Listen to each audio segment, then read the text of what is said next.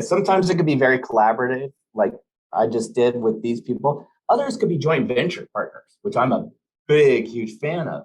And we actually come what's called an event chain, like who can refer business to you, who's down below you, and then who you can refer business to above. And you have a referral fee, a whole referral program. It's not like, hey, Chuck, can you hopefully send me someone as a referral, please? Like a networking group. This is kind of like you're going to go, hey, Steve, I got this person. Let me introduce you to them. I'm sending them to you right now. That's a JV partner because you might create problems that I solve, and I'm going to create problems that someone else has to solve.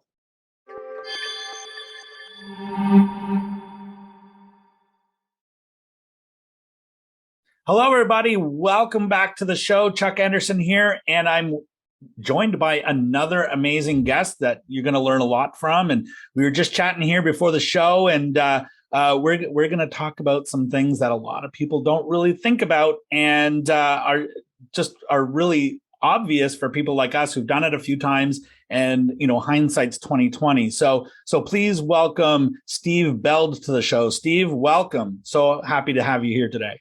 Great. Well, thanks for having me.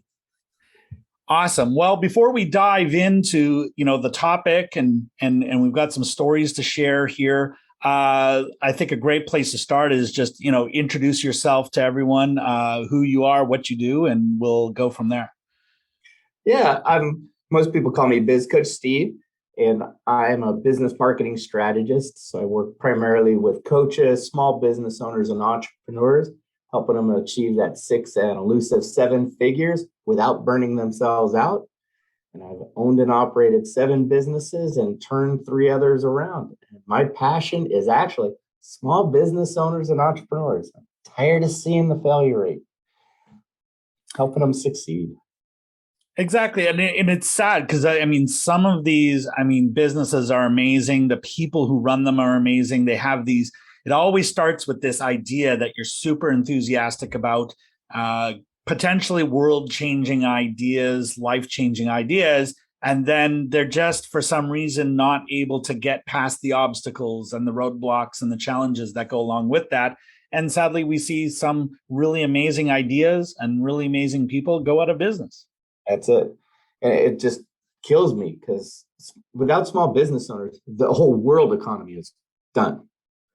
I mean, no matter how you want to look at it, you got to think 96, 97% of all businesses in the world are small business owners.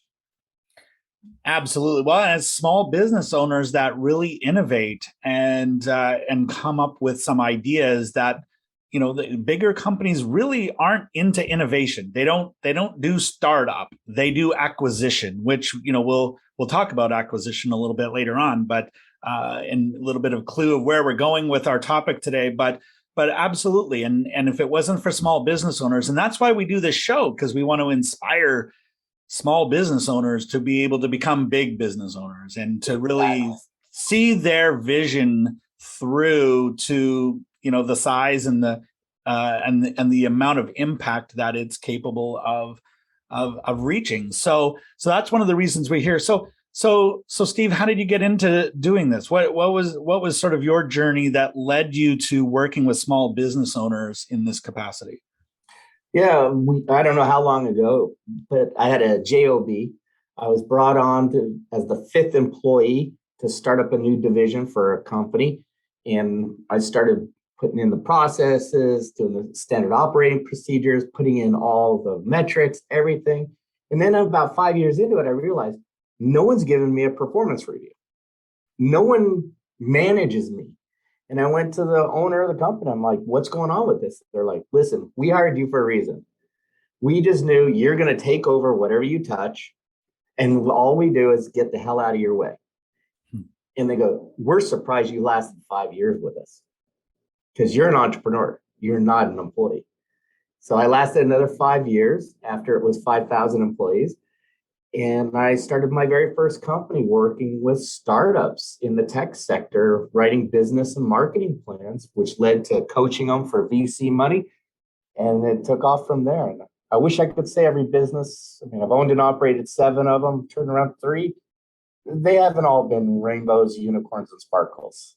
I mean, I'll share the disaster stories if you like, but you live and learn.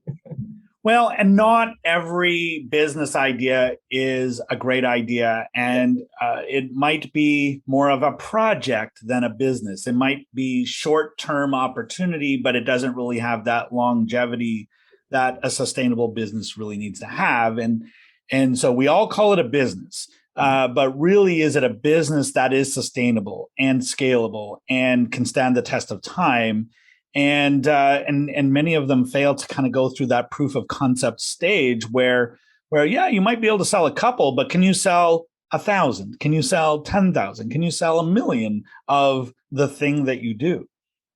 Exactly. My first company, all my clients were startups in the tech sector. And in 2001, the tech bubble burst, and so did the business. So, did what any entrepreneur would do is go in your bedroom, turn off lights, and get in a corner and cry. And a couple of days later, epiphany hit. There's still businesses out there in this sector that are damaged. So I went out and started consulting with them, started my next company within a week. Well, and I think that that's something as well that we've really had a spotlight put on it in the last 2 years with everything that's gone on with the pandemic and everything like that. I mean, I remember my first business. It was in the long distance phone calling industry, which really does not exist anymore. And that's it. Like, it was a great opportunity at the time, and we got almost 10 years out of it. But then once the internet came, it evolved. And I think one of the takeaways for us was that you really have to kind of evolve with the technology. You have to evolve with the demand, and a service that is really relevant today may not be a relevant service 10 years from now. And I think that's where we really have to pay attention to what others are doing, and where's the industry and the opportunities going. Absolutely. We could talk about all the companies that are all gone. Buggy whip industry was the hottest thing at one point in our history. Where are they now? Well, exactly. And if you don't pivot or if you don't evolve, then eventually you're out of business. And so now part of that and our goal to help entrepreneurs with their sustainability and their scalability and all that is this theme of collaborating and partnering with others. And as what I like to describe myself, Steve, as a reformed do-it-yourselfer. And anytime I've tried to do everything myself, it was a recipe for disaster. And anytime, I like what you said about the bosses that you had, where it's just like, look, Steve, we just tell you what we need and we get out of your way and you do it. And that's what's great about partnering and collaborating. You find the partner or you find the piece of the puzzle you need, connect to that piece, and then get out of the way. And so, yeah. Oh, absolutely. And I believe in partnerships. Once I started really bringing partnerships in my business, my eyes just, wait a minute, where has this been, right? Like, I just hit this brand new thing in my world. And the partners I had, it was new to them as well. So it evolved. We had our hiccups, and it was amazing. It turned into something even bigger, and it actually helped grow all of our businesses. I don't know if we want to talk about it now. I mean, a lot of the people I partnered up with they were actually my competitors. And I know it sounds crazy, but partnering up with them did so many things. First of all, we all bought the same cost of goods, same materials. Why not go into a co-op? And I even found related industries who use the same materials, and we buy in bulk. So instead of buying a case of tape, we buy a pallet of tape at 1/16 of the price. And here we are coming in like, hey, I want one box. Here's my $20 versus I have to buy one box and here's $100. Not only that, we got to share resources. We'd pass business back and forth. And then we found out other ways how we can help each other. And we're competitors because we were in the same industry in a lot of, but we did things differently. So you might do something a little bit different. I'm in coaching. You might do leadership coaching. Well, great. I would pass someone who needs leadership coaching, not overall business. And it was the best relationship, and we all grew. Our cost of goods shot through, well, fell right through the roof, through the floor, and our profits increased. And then when there was tough times for some of the businesses, guess what?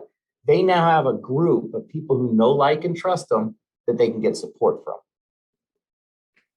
So were you in a similar business, or would you say that you're in the same business competing, doing the exact same thing?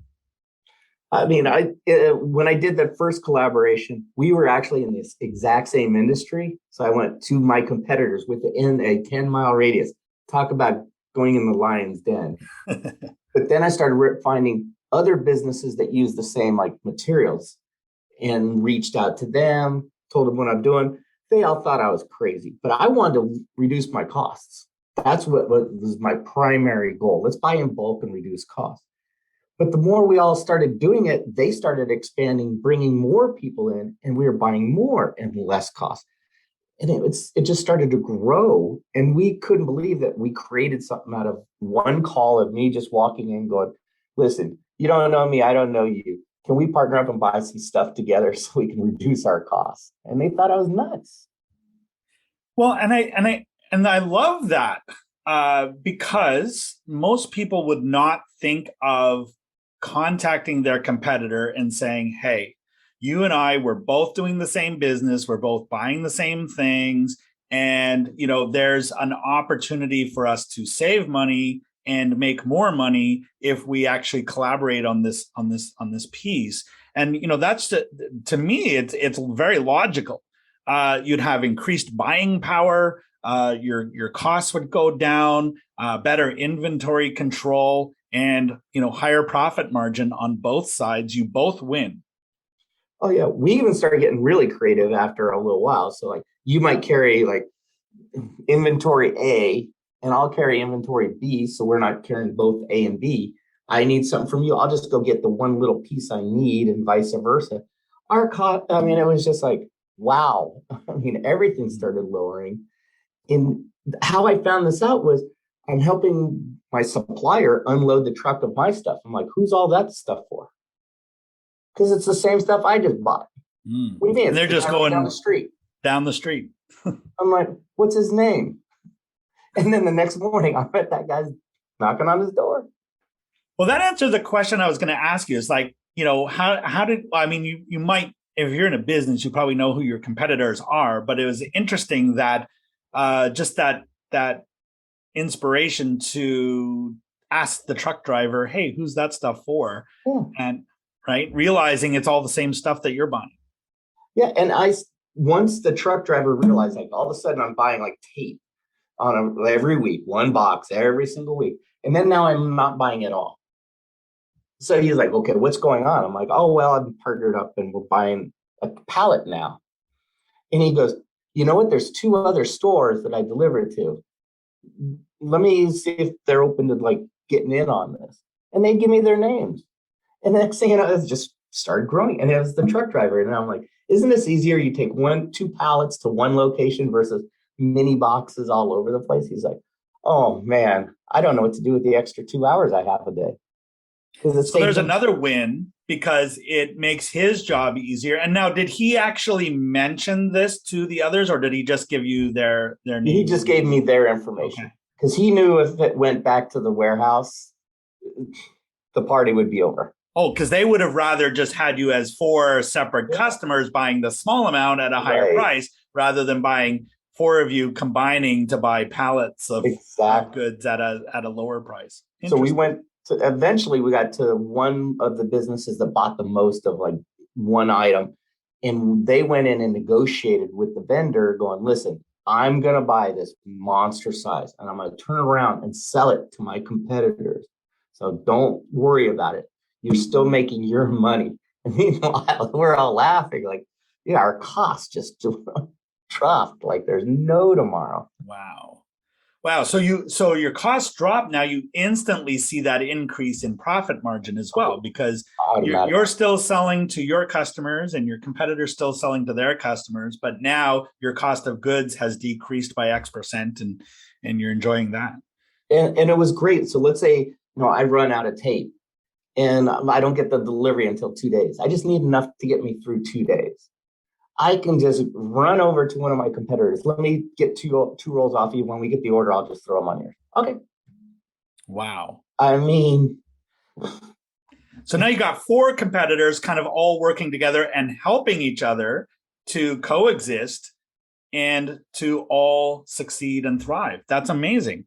yeah. And I love how, that coming back to the idea of this was crazy, and that original conversations, like, because not most people would not think to reach out to their competitors. It's something that I've done before. So hindsight being 2020, I can completely see the value in what you're doing.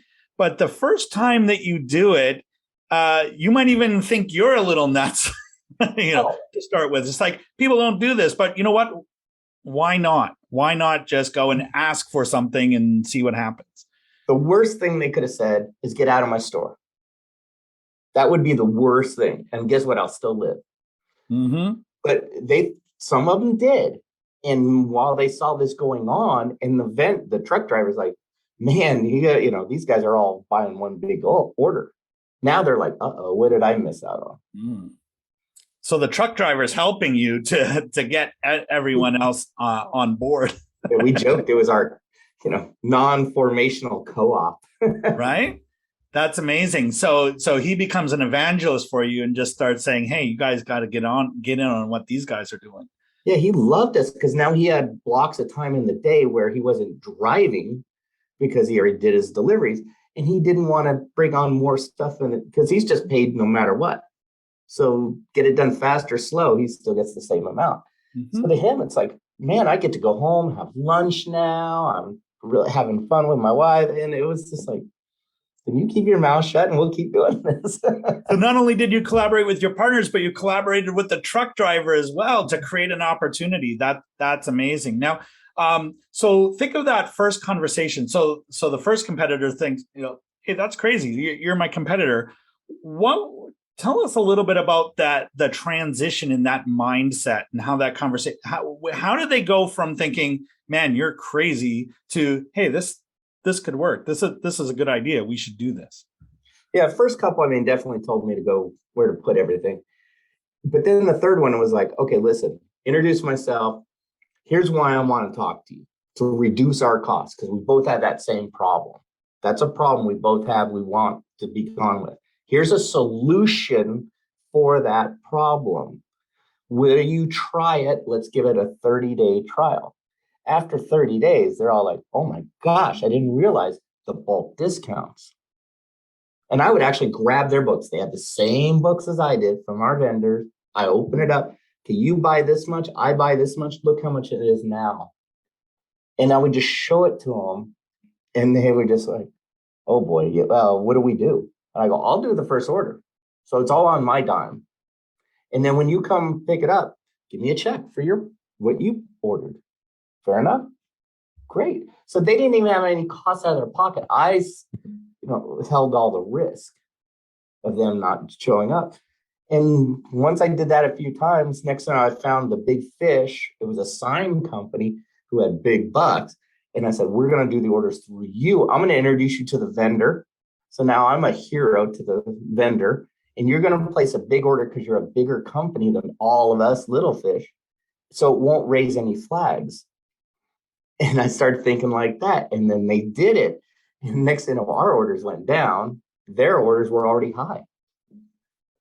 And just got bigger. And so now they're, yeah, exactly. Well, I love how that went. And a big takeaway that I got from that, and I just want our listeners to really understand what just happened there, is that when you're having the conversation to an idea that was a really foreign idea, competitors are not usually thinking there every day, how can I coexist and collaborate and cooperate with my competitors? It's just, we're taught to compete. We're taught to win. It's like, let's do more than that guy. But that's not what's happened here. So this is not a natural thing. You're getting a little bit of resistance. What I heard you say is that you heard that resistance and said, hey, no problem. I'll place the first order So you took away the objection. You made it easy for them to say yes. And it's like, so because I think if you tried to flip that the other way and try to get them to place the order, then that mistrust, that red flag goes up. It's like, he came in here, is he really gonna buy half this inventory from Right. me? And so you took all of that away. You took away the risk. And you created a situation where as soon as you do that first deal and you do it right, now you've built trust in. It sounds like the floodgates just opened from there. Yeah. Oh, yeah. Getting that first one done, and then they're talking to other store owners, and it just starts that snowball effect. And it was pretty darn amazing. And one thing I've been teaching business owners for God knows how long is get to know your competitors. I mean, I went in all their stores. I knew them by their names. And then when the economic downturn hit, they're all like banging on my door. Can you buy me? Buy my business? Like, no, because I know your business model. Yeah, and during the last 2 years, there were definitely opportunities to acquire businesses. You and I kind of had our chat about that. I know we acquired a couple during that time as well. But acquisition's a whole other ballgame. You either acquire the entire business or you acquire the parts of the business that you need. And like you were saying earlier, inventory and customers. I wanted their databases. Mm-hmm. And I knew probably 60% of all that each store's database was pure grade A garbage. It was old, it wasn't used. Knowing that, they would say, okay, I'll sell you my database $1 per name. I'm like, no, then I want to see all the records for all the current ones within the last 60 days. And then they would like, ooh, freeze up. And I go, okay, I'm going to give you a nickel for every name. Mm-hmm. That's my best deal. They're going bankrupt. This is the best deal on the table right now. Mm-hmm. So here's my nickels. I got the database. I already had deals worked out with the vendors since we were buying in such bulk that they were actually giving me money for marketing and marketing supplies. So it's like I already had the marketing materials built. I just had to put a stamp on these bloody things and an address label. So I was like, let's go. So it starts with a collaboration. The inventory got simplified, lower cost, and then you ended up owning some of their business or their customer databases, and it just kept evolving from there. I even won some awards from Organization for Entrepreneurial Development for this creativity idea because my cost of goods went from 35% down to 8%. So that, I mean, just to show you how significant that is. That goes to the bottom line, people. That goes right to the bottom line. And then another thing, I won Small Business of the Year in my city because of these kind of innovative changes. Extremely cool. And you weren't really doing it to get the awards, but it happened. And that comes from innovation. I mean, you found a way to lower your costs and increase your profit margin, which is pretty much what all of us as business owners strive to do. So, and you did that in a big, big way. When you're coaching someone and you're telling them this story and they're saying, okay, well, Steve, that's all well and good. How do I do this? What do you first tell them to do to look for those opportunities with their competitors? Yeah, sometimes it could be very collaborative, like I just did with these people. Others could be joint venture partners, which I'm a big, huge fan of. And we actually come what's called an event chain, like who can refer business to you, who's down below you, and then who you can refer business to above. And you have a referral fee, a whole referral program. It's not like, hey, Chuck, can you hopefully send me someone as a referral, please? Like a networking group. This is kind of like, you're going to go, hey, Steve, I got this person. Let me introduce you to them. I'm sending them to you right now. That's a JV partner. Because you might create problems that I solve, and I'm going to create problems that someone else has to solve. So, for example, I grow someone's business, help them grow their business. They're going to have problems. They're going to now have a tax problem, an HR problem, an accounting problem. They might have a real estate problem. And it goes on and on. I'm not that expert, but guess what? When those problems now that I just created for this business growing, I have the right people. I can go, wait a minute, let me get a hold of my friend Chuck here. Let's get him in your business. He's going to solve that problem that just came up. And now you get the business from my client and then pay me a referral fee. It's like, so, I mean, one thing that I'm really getting from you, Steve, is that you're always looking at that opportunity to, that win-win. Like, what do you have that can help them, and what do they have that can benefit you, and what's the best way to structure this so that we both come out ahead, right? I look at it, we're here for the clients, our customers. If it isn't in their best interest, then it's a loss, period. So it has to be win, win, and win. And that's what I look at. It's like, I have my clients, and when we found HR problems, like, I know an expert. All they do is HR 24/7. That's their whole business. They need to come in, do your employee manual, do all this stuff. They're an expert there. That person comes into the business, cleans them up. My client is now thrilled to death because they just got a problem solved. And my partner, my JV partner, is thrilled to death because that's business they never had yesterday. So they're going to pay me that referral fee, but at the end, it's all about the client. Absolutely. Well, and it is all about the client. How do they get their problem solved, and how do they get what they need? So some take. I know there's so many different tangents we could go on with this and really teach a whole course about business and partnerships and collaborations. Some key takeaways that we're getting from this story definitely is know who your competitors are, and, take a look at, what are the things that you're both doing, that you're all doing, and how could you reduce costs? How could you do something more effectively, or have you even solved problems or that could benefit all of you by working together? And so, great story. And, I think it just continued to evolve to the point where, additional opportunities come up, including the opportunity to buy their business when that came up. So that's it. You're expanding your network. And I just did this with a company, it was a sign company, and they wanted to sell. We started looking at them. I'm like, wow, you're almost ready to sell now. You have all the pieces in place. And I go, who are you thinking about selling to? They go, I don't even know where to start. And I go, do you know all your competitors in like the state, in the region? They're like, well, of course. Well, are they always wanting to grow? Yeah. Why don't you reach out to them, take them to lunch, put out a feeler going, if I sold, would you buy? And she went to their first lunch and she just barely said the whole sentence. And they were like pulling out a checkbook. Wow. Because they knew them that well. They're like, I'm going to buy your business. You just name the price. And we already did the professional valuation on it. And she marked it up 10% just because she wanted to. Guy couldn't cut the check fast enough. Wow. So she walks out of there with a check. With a check. Wow. And now they got to go get the lawyers involved to make it official.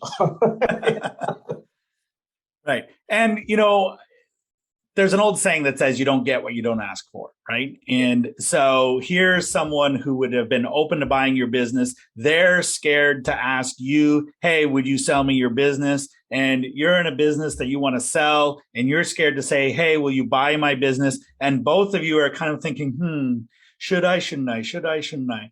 And just be the first one to open your mouth and just ask for what you want. And you might be surprised the person sitting next to you might be thinking the exact same thing, but you had the courage to say something and make something happen. That's it. And that came from a collaborative relationship over years of them knowing each other, working together, sharing on projects, sharing resources throughout the years. So they got to know, like, and trust each other. They knew each other's business models. And that's why she took this guy to lunch. She goes, if he took over my business, I'd feel great. Wow. Amazing. And done deal right there over lunch, right? I lost a customer real fast. But you gained a friend for life. And oh my gosh, she's so happy. She is so happy now. Yeah, that's amazing. So, Steve, really awesome story. And I know we could spend so much more talking about all of that, but some great takeaways here already. One of the things that we like to leave our listeners with as we wrap up our episodes is, in business and in life, we learn from a lot of different sources, and we grow our businesses and we grow ourselves. Who's been the most inspirational leader or source of information or guidance or mentorship for you? Who's been that person that has been your go-to to learn from? I would say it's Napoleon Hill. And I know a lot of people think and grow rich, but he has a lot of other books out there and a lot of other material. And every time I read it, like I read Think and Grow Rich at least once a year. And you should always be reading, real reading, and growing your knowledge base. But take what they learn and apply it to your business, because they're giving you some gold in them hills, if you will. As they say, 3 feet, you're always 3 feet from gold. And it just kind of made me think differently and operate my businesses differently. And I believe fully in getting help in a mastermind group. And that really opened up my eyes to that. And that helped me a lot in my businesses. Wow, Napoleon Hill. That was Think and Grow Rich was the very first business self-help book that I ever read. It's on my shelf. I endeavor to read it every year. I'd say it's more like every 2 years, but it is there. It's well used. The cover is all torn and tattered. It's one of the old pulp paper, because they don't really print books like that anymore on the old pulp paper. But it's all smudged and everything. But that's where you can tell where a book is well used, and a lot of really good golden nuggets in there.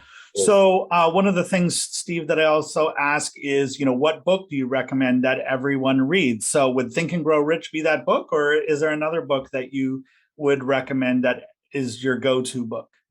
Yeah, that one was phenomenal, and it's definitely changed my life, and I know many others. One book I read and I was told to read it was not Change or Die. So I went to a conference, I got this book, and I'm riding on the plane and reading the book. I couldn't get off the plane because I'm almost done on the book. Then while I'm at this conference, I actually came up with a game plan on how to change the business. When I got back to my city, I went in front of the board of directors. I go, okay, you guys recommend this book. I need to change or die. Here's my idea. And they were floored that book changed the whole trajectory of the business. Wow. And sad to say, a lot of people were let go because they were on the bus. And we brought in the most amazing people in the world, and we changed our culture, kind of like Change or Die. Wow, that's a great book, and it's a great recommendation. I've not personally read that, and I think I'm going to have to put that on my do read list. And so, great recommendation there. So, Steve, great nuggets of information and inspiration, I think, here for our audience today. For anyone who's listening right now and would like to connect with you and learn more about or even get some help, because you are a business coach after all, where's the best place for them to get a hold of you and to reach you? Yeah, I call it my about page. So it's bizcoachsteve.com/about. And it has everything about us, good, bad, and ugly. It's how to contact us, all of our books, everything's on there. And I do create a lot of content. And I'm like, please, if it'll help you in your business, please take it, use it. Don't opt in on out, all that stuff. I'm here to help business owners. Well said. And, we'll make sure that there's a link to that, beneath the video in the show notes of the episode and all the places that we're going to publish this. And so, Steve, thank you so much for being on the show. If you're going to leave our audience with just one final piece of wisdom or advice to go out and take action on and make a difference in their world, what would you say to them? Get JV partners, joint venture partners, because it costs you this much. And it will change your business. in a totally different light. It's not like going to a networking group and getting referrals. It's a solid strategy behind it. And I even have books. More than happy to download the free book, and it'll detail out how to create a joint venture within your business. Right.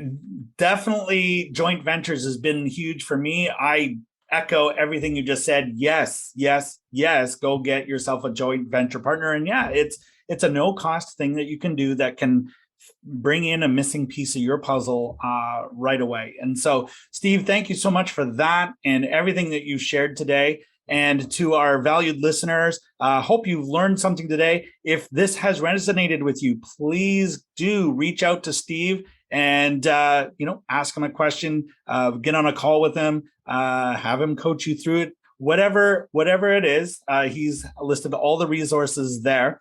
And do remember to tune in for our next episode. And until then, keep moving forward, be awesome, and keep pursuing your big dream and that reason you started your business, because it is possible. And together, everybody achieves more. Thank you, everybody. Have a great week.